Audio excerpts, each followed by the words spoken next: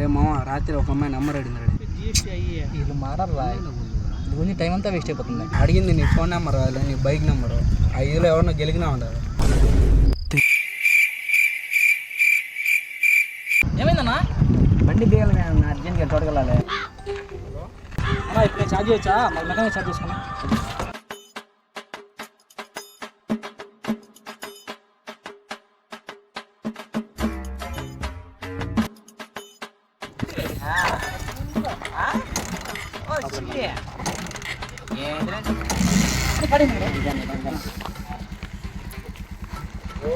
ఎంత కలవడా